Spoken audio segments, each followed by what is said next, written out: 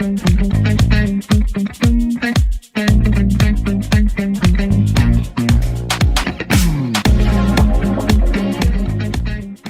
to Books the Biz, the show where real-world business meets real-world results. Hosted by business strategist Dan Paulson and veteran CFO Richard Beltry, this podcast breaks down the stories, trends, and financial insights shaping today's companies. Dan brings decades of experience helping leaders simplify operations, build strong cultures, and scale with confidence. Rich adds his deep financial expertise from guiding organizations across healthcare, construction, logistics, and professional services. Together, they dig into what's really happening behind the numbers and what it means for owners, executives, and anyone trying to grow a stronger, smarter business. This is practical conversation, real talk, and tools you can use right now. Welcome to Books the Biz.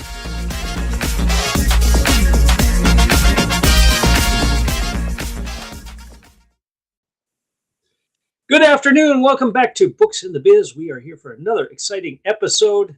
If AI doesn't screw us up in the meantime, Rich, how are you doing?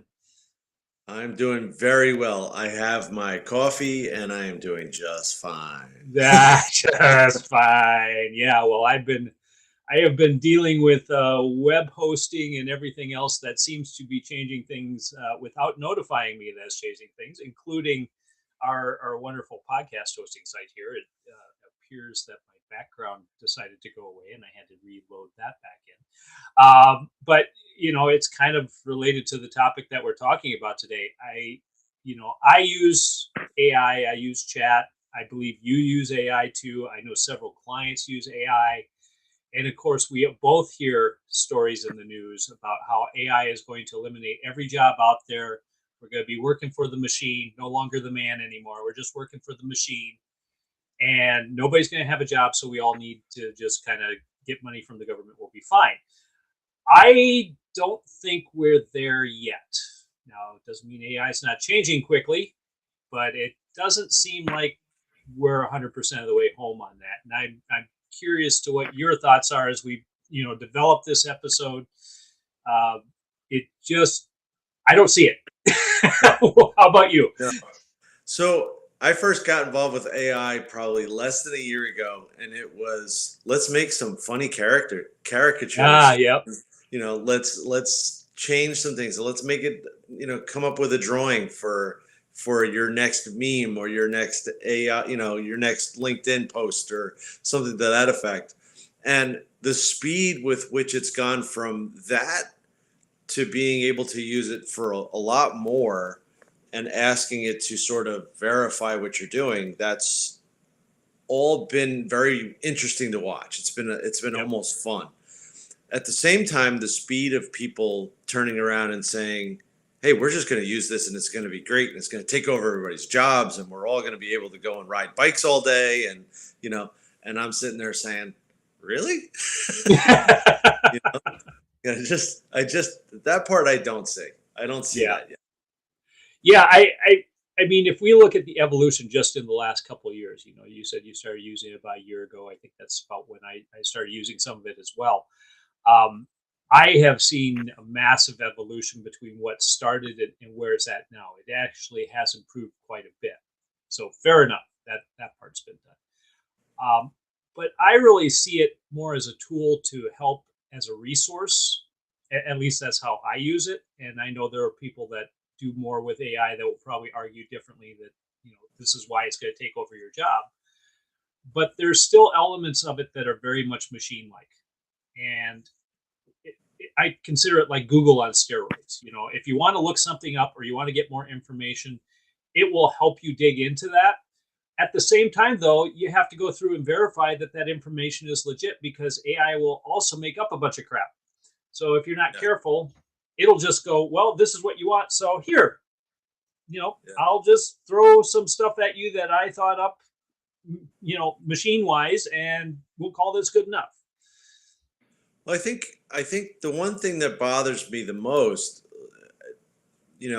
exactly what you just said, right? AI will make some stuff up. Okay. It's been in the news. Now, I don't know how real it is or how slanted it is, but if legal firms are using ChatGPT, using one of the AIs to To you write know their law briefs. to write their law briefs, and they're submitting that to the judge.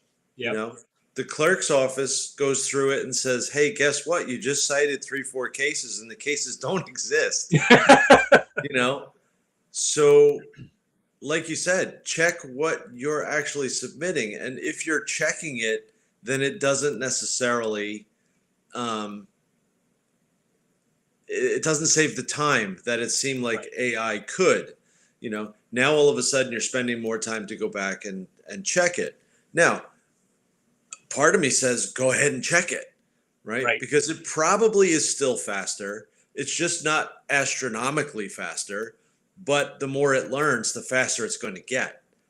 So why not put in the time to do that? So AI should be a long-term solution because you're building it and it's becoming smarter, rather than the short-term solution of I can save myself $1 tomorrow.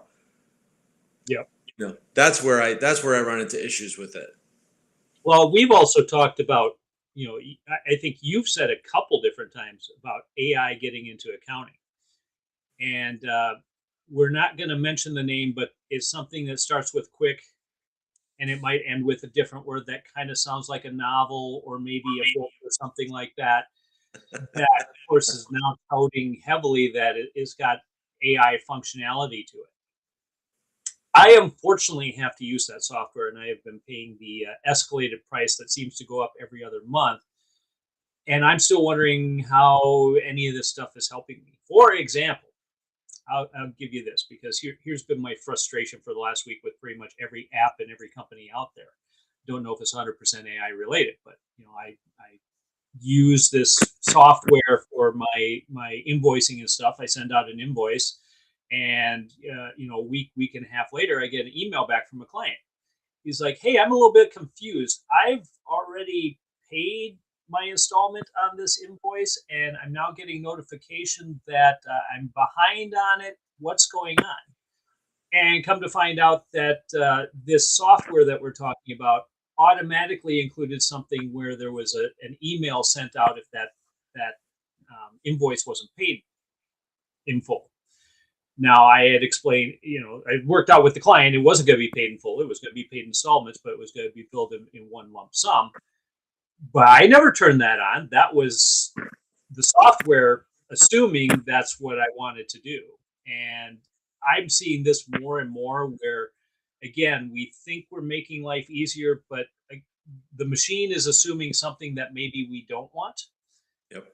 And what are you seeing? Because I know you use this software as well. Yep. You've also brought up a number of other accounting firms, because there is a shortage of accountants. Yep. I believe they are subsidizing some of the work with AI. And what are you seeing? What's your experience? The software that you're talking about, has had a lot of these features for years. Mm-hmm. And the question is whether or not recently they just turned them on. Okay. I think the other problem is some of the features are not necessarily AI, but because of the big push for everything being AI, everybody's calling it AI. Mm. In my tax software, they tried to sell me on an AI solution to help with my timing, but to be honest with you, it's OCR. That's been around for 20 years. It gets better, right? It's constantly Right. getting better, but it's OCR. It's not AI. Don't call it AI because it's not. It's a nice scan. You get a really clear scanning program, and maybe they can pull some of those numbers out because everybody uses the same form or the same format. So your OCR can just get better and better and better. Yeah. But stop calling everything AI because it's not. The other thing is, again, like you're saying, if everything just leads to this is my excuse for raising the price, then everybody under the sun should be pushing back and saying, well, you're not really giving me anything because I didn't ask for it. I don't Yep. want that. That Q program that you talked about, the other thing is you can, if you're an accountant and you've been working with them since they came out, like I have, Mm-hmm. they've been around a long time. So as that software makes moves, you can tell what they're trying to do. They're addressing their market. Okay. And one of the things that's happened is everybody's starting to push for, hey, I'm building a software that's a competitor. So there are going to be a whole lot of other options out there soon.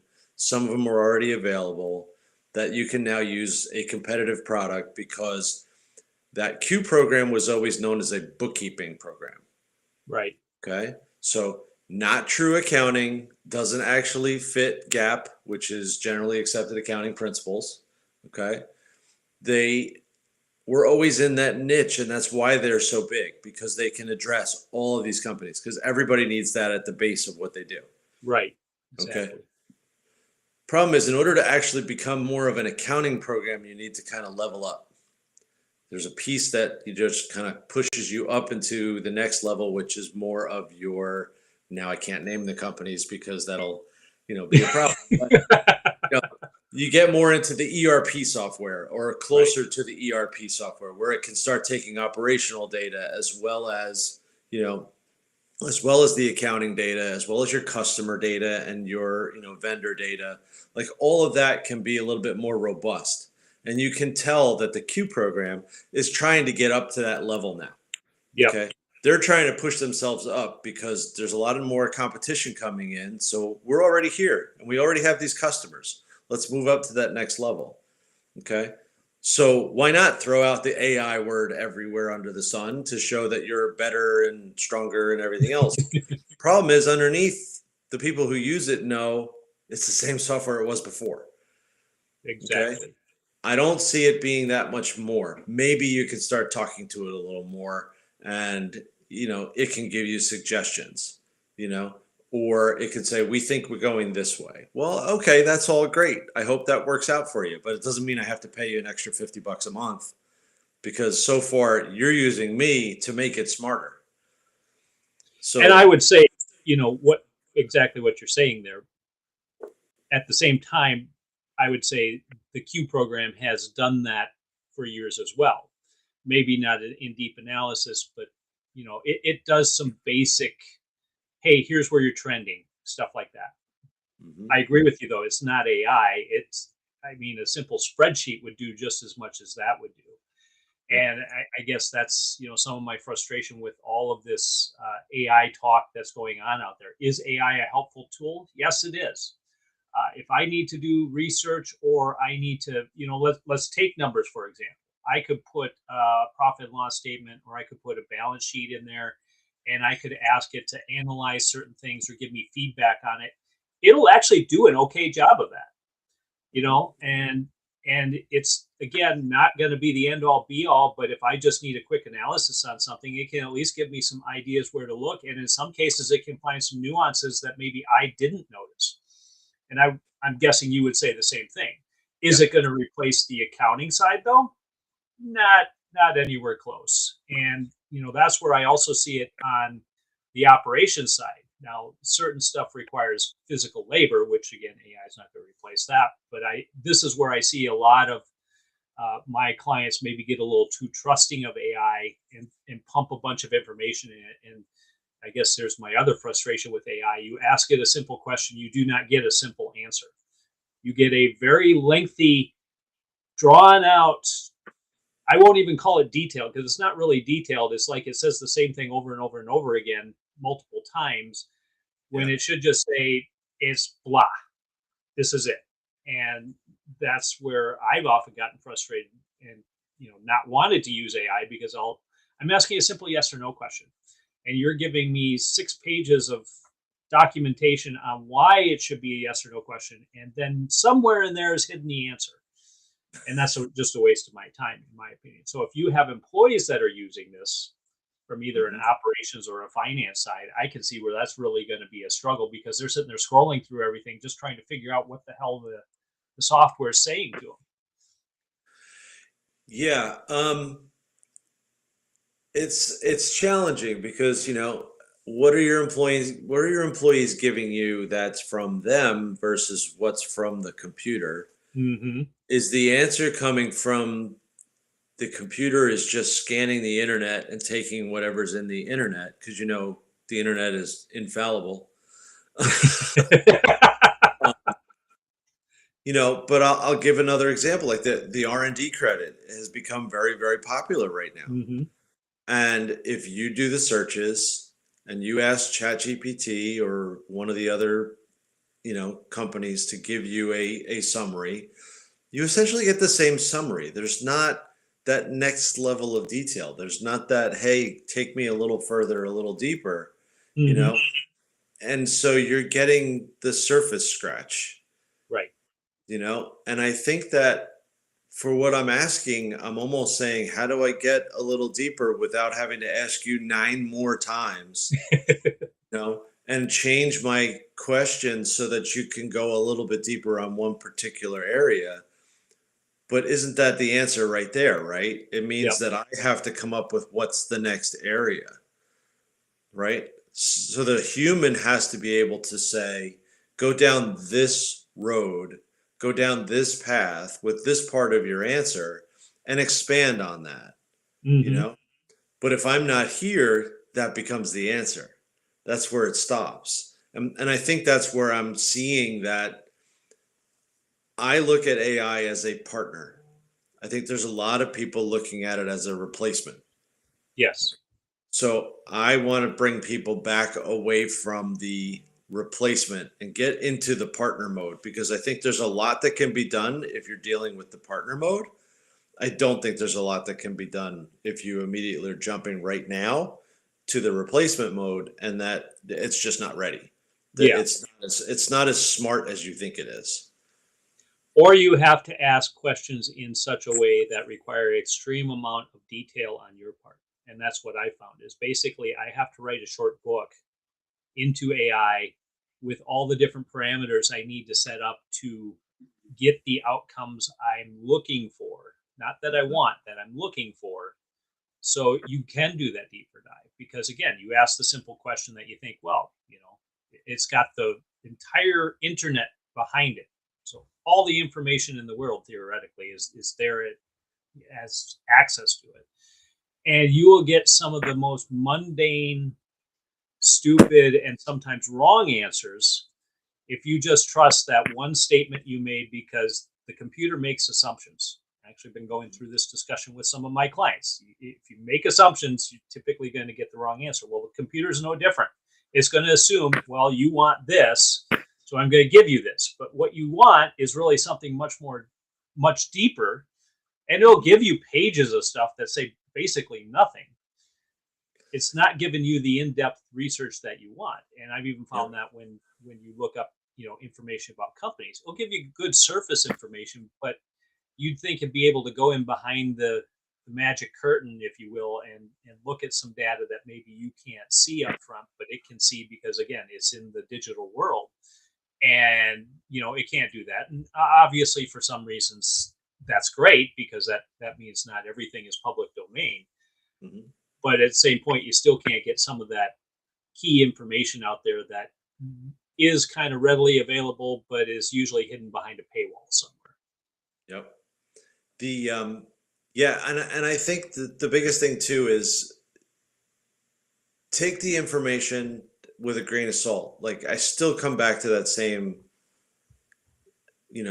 check your work. I Hmm. posted something on one of the social media sites. I wrote it out exactly the way that I thought, but it started to sound like, well, that's how I talk on a Tuesday morning. That's not really how I post it. So there's this nice little button that says rewrite with AI. So I clicked the rewrite with AI, and then I did check my work and I read what it wrote, and it didn't match what I had said. The sentiment, the words were right. The sentiment was wrong.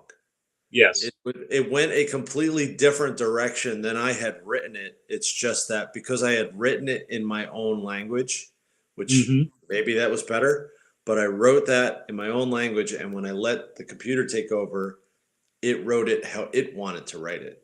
Exactly. And it actually changed the focus. And I said, Yep. I can't post that. That's not what I said. You know, it's what I said as far as the words go, but it was just rejumbled, and then it just came out with something that was so wrong. I'm like, somebody else would have just said post. And that's Yep. what scares me. I don't want people to just post. Like, take the minute and check. It's still going to take you less time, but check, because it can be wrong. Yeah, and it amazes me how wrong. Well, not I wouldn't put it as wrong necessarily, but how it writes is pretty detectable in a lot of ways. Because what I find is I can almost pick out anything that's strictly written by AI, where somebody's just typed in something and it spit out something and they copied and pasted, put it online. Because most of what you see is this one sentence paragraphs, and all the paragraphs start with the same word. This, that, the, whatever, or if, or we, pick your word. But there'll be like 6 sentences in a row and they all start the same way. And I'm going, okay, that's AI. You didn't even put in enough effort to read what AI spit out to know that this is screwed up. Yeah, it's no different than when you get those emails that come out and they didn't pay attention to who it's addressed to. Yep.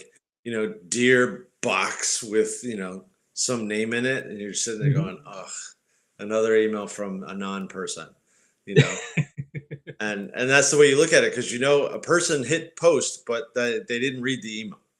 Exactly. Yeah. Exactly. So I think for a while our jobs are safe.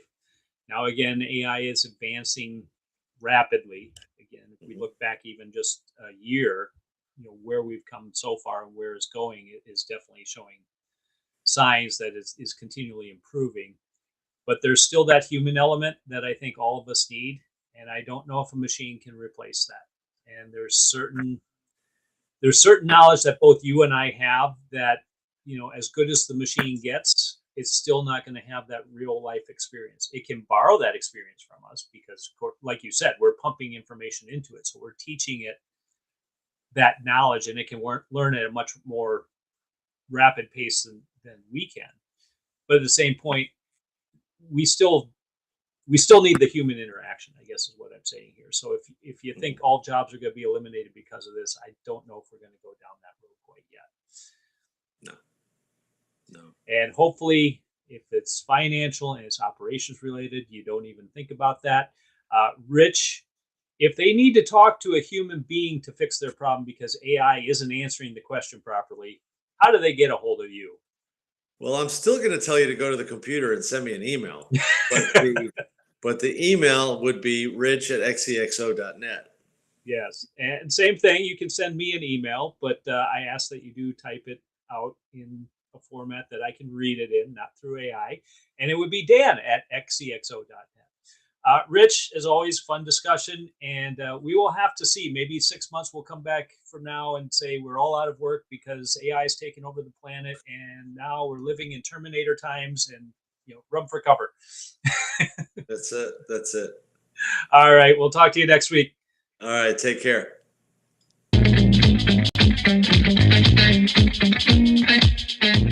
Thanks for listening to Books and the Biz. If today's conversation sparked new ideas for your company, the team at XCXO can help you turn those ideas into action. XCXO brings together seasoned executives, fractional CEOs, COOs, CFOs, and CXOs who step into your business with the experience, strategy, and leadership to drive real results. Whether you're trying to scale, strengthen operations, improve profitability, or prepare for transition, our experts help you move faster and lead with confidence. To learn more or start a conversation, visit xcxo.net. That's xcxo.net, your shortcut to stronger leadership and a better run business. Thanks again for joining us. We'll see you next time on Books and the Biz.